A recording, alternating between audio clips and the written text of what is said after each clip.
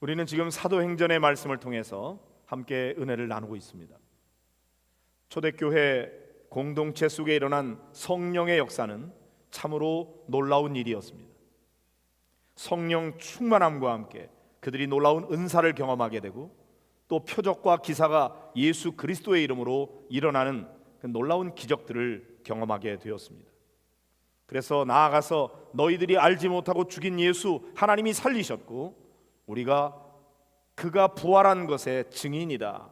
너희들도 회개하고 예수를 믿고 구원받아라. 담대하게 복음을 전하는 그런 일들이 일어나게 되죠. 그러자 하루에 막 3,000명씩 5,000명씩 회개하고 돌아오는 역사가 나타나게 되었습니다. 이것을 더 이상 퍼져나가지 못하도록 예수의 이름으로는 말하지도 말고 가르치지도 말아라 이렇게 위협하며 아주 엄포를 놓았음에도 불구하고 하나님의 말씀을 전하는 것이 너희의 말을 듣는 것과 비교할 때 어떤 게 옳은지 한번 생각해봐라. 우리는 보고 들은 것을 말하지 않을 수 없다. 그리고 담대하게 나아가 더욱 하나님의 살아계심을 증언하고 또한 그들이 함께 모여서 뜨겁게 기도하면서 성령의 충만함을 받는 그런 은혜가 임하였던 것을 우리가 쭉 살펴보았습니다. 이제 이 사람들은 한 마음과 한 뜻이 돼서 서로 매일같이 함께 모여 하나님을 찬양하고 예배하는 그런 공동체를 이루게 되었습니다.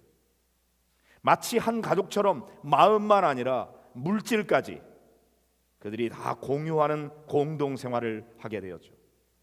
어떤 사람은 밭을 팔아서 바치고 어떤 사람은 집을 팔아서 바치고 그 판값을 가져왔는데 아무도 자기 것이라고 주장하는 사람이 없어요.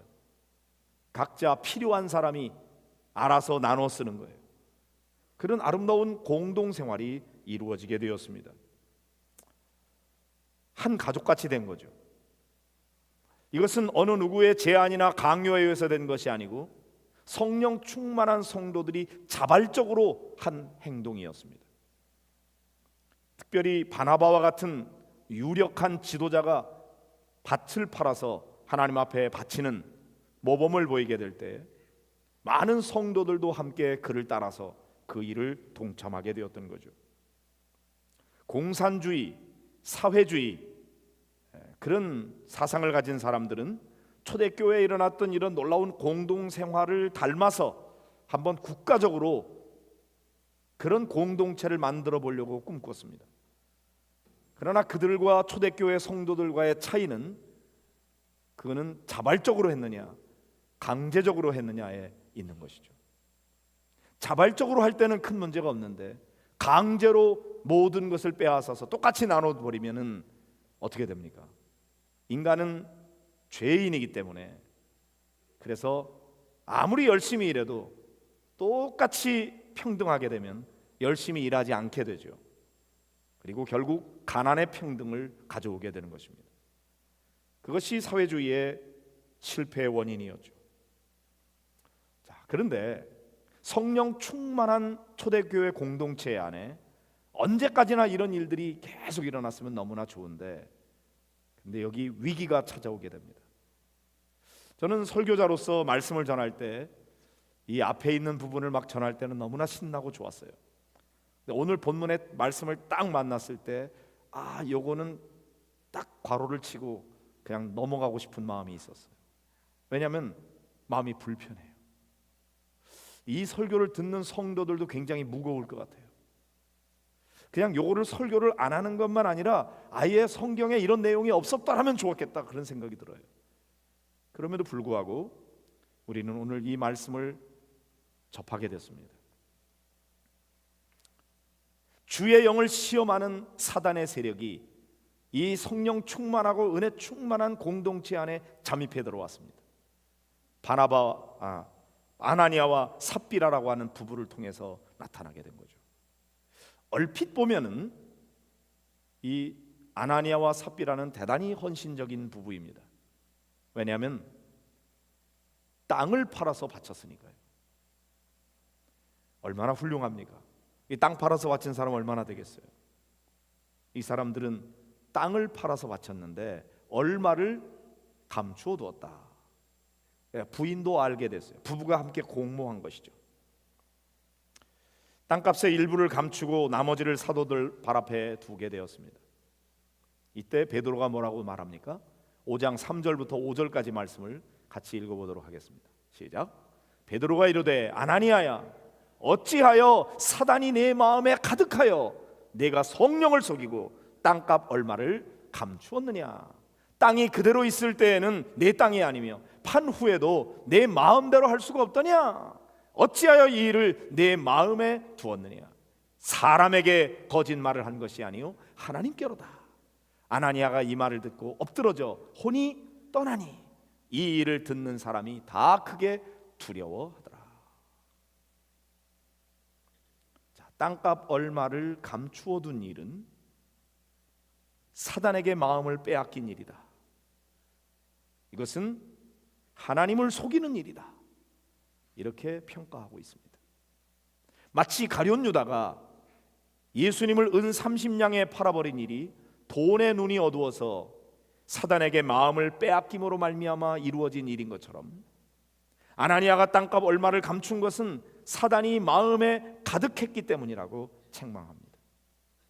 그리고 이 일은 사람에게 거짓말한 것이 아니고 하나님께 거짓말한 것이다. 그리고 이 말을 듣고 엎드러져서 혼이 떠나갔다. 즉사했습니다. 젊은 사람들이 일어나서 시신을 싸서 메고 나가 장사했다. 여러분, 이 말씀을 들을 때 어떤 마음이 드십니까? 아나니아가 너무나 잘못했어. 죽어 마땅해. 어떻게 감히 거짓말을 해? 그것도 사람에게 한 게 아니고 하나님께 거짓말을 하다니. 그런 사람은 죽어 마땅하지. 하나님 잘하셨습니다. 그리고 할렐루야 아멘 이렇게 할 수 있습니까? 저는 전혀 그렇지 않았어요. 매우 마음이 불편했습니다. 이해가 되지 않았어요. 하나님 너무하신 거 아니에요? 사람이 거짓말을 했기로서니 이렇게 죽일 수가 있단 말입니까? 그것도 남의 것을 뭐 빼앗은 것도 아니고 훔친 것도 아니고 땅까지 팔아서 바쳤는데 그 중에 일부를 감추어 두었다고 해서 죽이는 것은 너무 심하지 않는가? 여러분 어떻게 생각되십니까? 성경에 나오는 많은 인물들 가운데 아나니아처럼 억울한 사람이 또 있을까? 그런 생각이 들어요. 천국 가면 꼭 물어봐야 될 것 같아요. 하나님 왜 그러셨어요? 땅 팔아 바치고 거짓말했다고 죽었어요. 누가 땅을 팔아서 헌금할 마음이 들겠습니까? 모두가 다 땅 팔아 바친 것도 아니고 다 그렇게 해야 된다고 의무적으로 한 것도 아닌데 안 바친 사람도 있는데 이 사람들은 거짓말했다고 죽다니 하나님이 뭔가 크게 잘못하시는 것 같은 느낌이 들었어요. 이 말씀을 읽으면서 또 이해가 되지 않는 것은 아나니아가 죽었는데 부인한테 알리지도 않고 사흘장도 안 치르고 즉석에서 그냥 갖다가 묻어버립니까? 최소한도 그래도 사람이 죽으면은 아내한테는 알려줘야 되잖아요.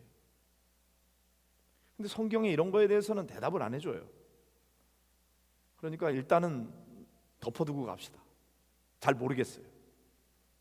어쨌든 3시간이 지난 다음에 아내 아나니아가 또 왔습니다. 베드로가 물었어요. 그 땅 판 값이 이것뿐이냐? 예, 이것뿐입니다. 이때 베드로가 너희가 어찌 함께 꾀하여 주의 영을 시험하느냐? 책망합니다. 이에 그도 곧 엎드러져서 혼이 떠나가 버렸다. 장사를 지냈습니다. 참으로 두려운 일이 벌어지게 된 것이죠. 어떻게 이럴 수가 있는가? 남편과 아내가 하나님께 거짓말을 공모한 일로 인해서 3시간 간격으로 죽어버렸어요. 해도 너무하신 것 아닙니까? 이런 의문과 불만을 가지고 이 말씀을 묵상하다가 문득 하나님 왜 그러셨을까? 우리가 생각하는 거하고 하나님의 생각에 어떤 차이가 있는 것인가? 그런 고민을 하게 되었습니다. 초대교회에 임하였던 이 놀라운 성령의 역사를 그냥 가만히 내버려 두지 않는 시기하고 질투하는 악한 영이 있었습니다. 역사 속에서 성령의 놀라운 은혜와 능력이 임할 때에는 반드시 악한 사단의 시험이 있다는 점을 기억해야 합니다. 그 악령이 어떻게든지 이 은혜 충만한 초대교회 공동체를 무너뜨리려고 했습니다. 악령은 매우 교활하고 지혜롭습니다. 인간의 약점을 집요하게 파고 물고 늘어집니다. 아담과 하와를 유혹했던 사단 어떻게 했어요? 작전은 거짓말이었어요. 하나님께서 에덴 동산을 만드시고 모든 걸 다 먹을 수 있게 했지만 유일하게 동산 중앙에 있는 선악을 알게 하는 나무의 실과는 먹지 말아라, 이렇게 제한을 두었습니다. 내가 그거 먹는 날에는 정령 죽으리라. 사실 아담과 하와는 다른 것 먹는 것으로도 충분했습니다. 굳이 선악과를 먹지 않아도 됐어요. 감사함으로 충분히 누릴 수 있었습니다. 그런데 사단이 와서 뭐라 그럽니까? 너 그거 먹으면 죽지 않아. 내 눈이 밝아져서 하나님처럼 될 거야. 결코 죽지 않는다. 그렇게 거짓말을 하죠. 아담과 하와가 제대로 되었다면 어떻게 반응해야 될까요? 아니야, 하나님이 죽는다 그랬어. 다른 건 다 먹어도 되는데 그것만은 안 된다 그랬어. 난 그거 안 먹을 거야. 이렇게 했어야 옳습니다. 그러나 내 눈이 밝아져서 하나님처럼 될 거야, 그런 말에 마음이 빼앗겨 버립니다. 다른 거 다 먹어도 되는데 왜 이것만 먹지 말라 그랬지? 불만이 생기기 시작합니다. 그러면서 하나님이 이건 먹지도 말고 쳐다보지도 말라 그랬어. 하나님은 절대로 쳐다보지 말라는 말을 한 적이 없어요. 그러나 자기가 만들어서 쳐다보지도 말라고 그랬다고 덧붙여 놓고 그 다음에는 쳐다보았습니다. 그랬더니 더 먹음직스럽고 보암직스럽고 지혜롭게 할 만큼 탐스럽게 보였어요. 그리고 그것을 따먹게 되는 거죠. 왜 따먹게 됐어요? 마음을 사단에게 빼앗겨 버린 거예요. 그리고 말도 안 되는 거짓말에 속아 넘어가는 거죠. 새빨간 거짓말이지만 아담과 하와는 하나님의 말씀보다 사단의 거짓말에 속아 넘어갑니다. 오늘 본문에서 사단이 사용하고 있는 두 가지 무기는 물질에 대한 욕심과 거짓말입니다. 이것은 초대교회 공동체를 무너뜨리는 독약과 같은 것이었습니다. 물질에 대한 욕심은 우리를 죄악 가운데로 인도하는 엄청난 위력을 가지고 있습니다. 여러분이 아시는 대로 디모데전서 6장 10절에 보면은 돈을 사랑함이 일만 악의 뿌리가 되나니, 그렇게 말씀하고 있어요. 돈이 일만 악의 뿌리가 아니에요. 돈은 악한 것도 아니고 선한 것도 아니에요. 돈을 사랑하는 것이 모든 악의 뿌리가 된다고 했어요. 돈 싫어하는 사람이 있습니까? 저도 돈 참 좋아합니다. 하나님보다 돈을 더 사랑합니까? 그게 문제가 되는 거죠. 사람이 돈을 얼마나 좋아하는지 사탄이 너무나 잘 압니다. 가나안을 정복해 들어가는 과정 속에 광야 40년을 지나 가나안 땅에 들어갈 때 하나님이 약속하신 땅, 그 땅에 들어가서 오직 하나님만을 온전히 섬기는 그런 민족으로 살아가도록 하나님이 원하셨어요. 광야에서 그게 됐거든요. 그래도 가끔 금송아지를 섬기는 때가 있기는 있었으나, 그래서 하나님께서 가나안을 점령해 들어갈 때 그 가나안 땅에 있는 모든 물건을 탐내지 말아라, 다 진멸해 버려라, 이렇게 명령하십니다. 그것은 이방 신앙의 영향을 받지 않도록 하는 하나님의 예방 조치였습니다. 그러나 하나님의 그 깊은 뜻을 깨닫지 못하고 아간 장군은 보니까 신할산 외투가 너무나 좋아요. 이걸 그냥 버리기엔 너무나 아깝고 은 200세겔, 금덩이 50세겔, 그 욕심이 났어요. 물질에 대한 탐심이 하나님의 말씀에 대해서 불순종하게 만듭니다. 몰래 숨겨두었죠. 어떻게 됐습니까? 그게 자기 것이 되지를 못했어요. 하나님의 말씀에 불순종했던 아간 장군, 결국 그의 죄로 말미암아 아이성과의 전투에서 이스라엘이 참패를 당하게 됩니다. 그리고 그 온 일가족이 아골 골짜기에 돌로 치고 불살라 몰살을 당하게 되는 그런 아주 끔찍한 하나님의 진노의 심판이 여호수아서 7장에 기록되어 있습니다. 사무엘상 15장에 보면은 하나님께서 사울 왕에게 아말렉과 싸울 때에 모든 소유를 남기지 말고 진멸하라고 명령하셨어요. 이것도 하나님을 버리고 이방 신앙에 빠질 수 있는 그런 자들로 하여금 그렇게 빠지지 않도록 그 불순물을 제거하고자 하는 하나님의 예방 조치였어요. 그런데 사울 왕은 아말렉과 싸우고 나서 모두 진멸하지 않고 그 중에서 가장 기름지고 좋은 양과 소를 따로 떼어 놓았습니다. 물질에 대한 욕심 때문이었죠. 이렇게 좋은 양과 소를 그냥 진멸한다는 것은 너무나 낭비야. 이게 있을 수가 없어. 자기 생각에 결국 하나님의 말씀에 대해서 불순종하게 되었습니다.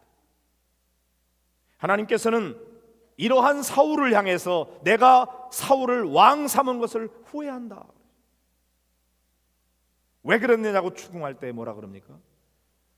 하나님 앞에 제사 드리는데 기름지고 좋은 것 가지고 제사 드리려고 그랬습니다. 하나님께서 뭐라 그러십니까? 누가 너더러 그런 거 가지고 제사 지내라 그랬니? 순종하라 그랬지. 순종하지도 않으면서 제사만 드리는 걸 내가 기쁘게 받을 줄 아니? 순종이 제사보다 낫고 듣는 것이 순양의 기름보다 낫다고 말씀하십니다.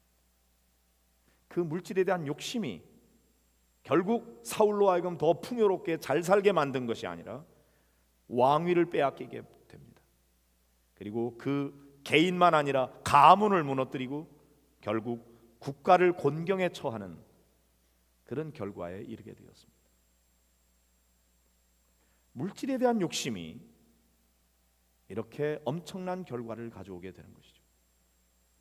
인간의 생각으로 볼 때는 전리품을 잘 챙겨서 나누면 경제에도 도움이 되고 그 모든 것들을 다 진멸하는 것은 정말 어리석기 짝이 없는 낭비라고 생각이 됩니다. 그러나 하나님께서는 물질보다 더 중요한 가치를 가르치고 싶으신 거죠. 하나님의 말씀에 대한 순종인 것입니다.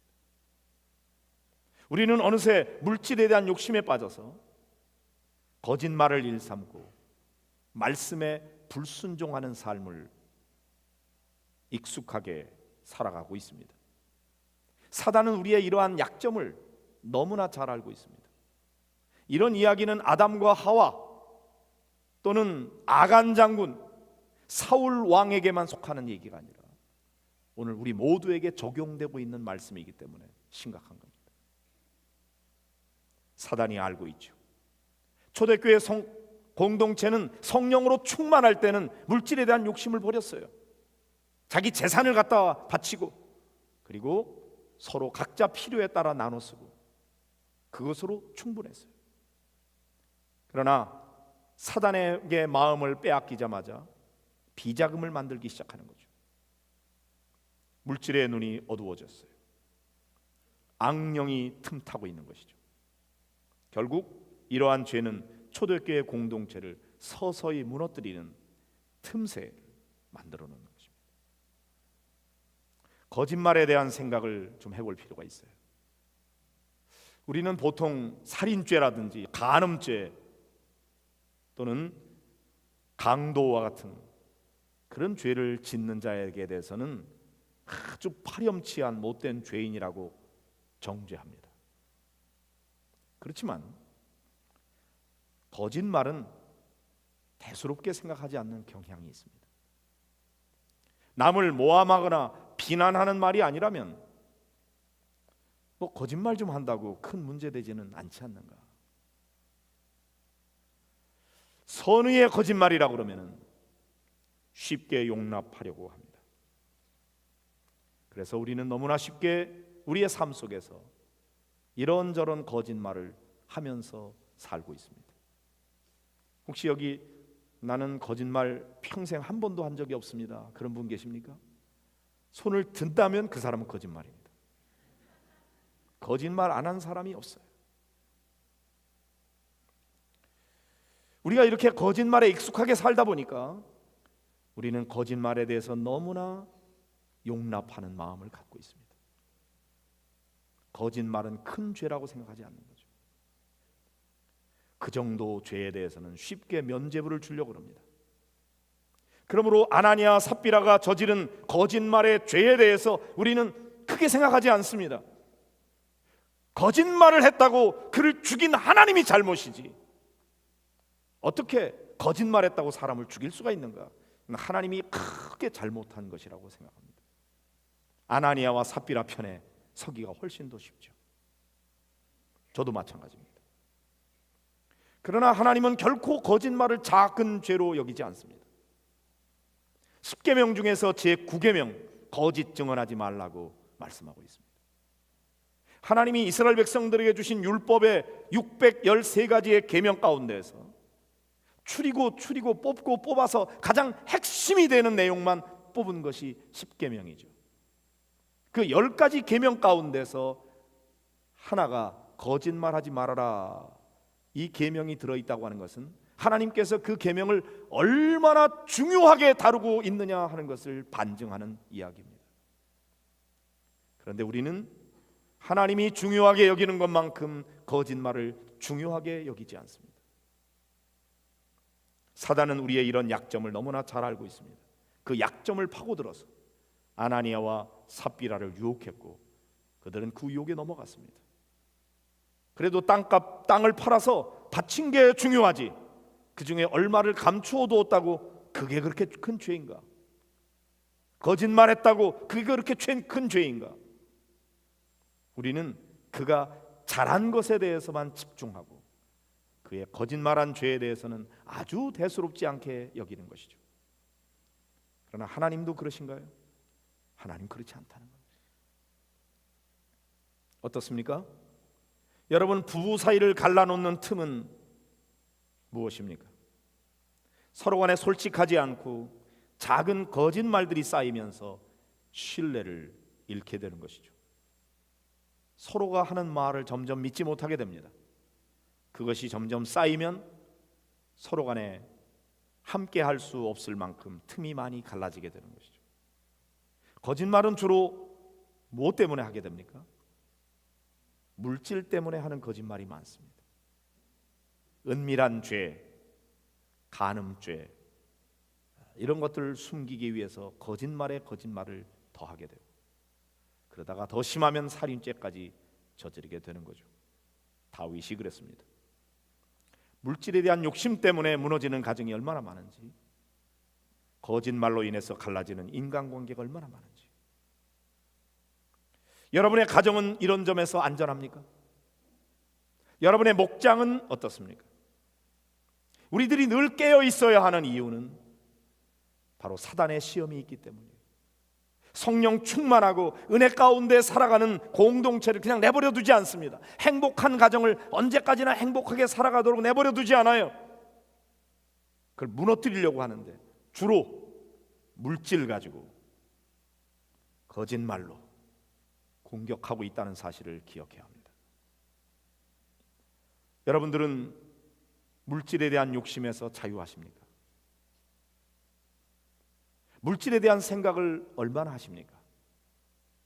하나님에 대한 생각은 얼마나 하시나요?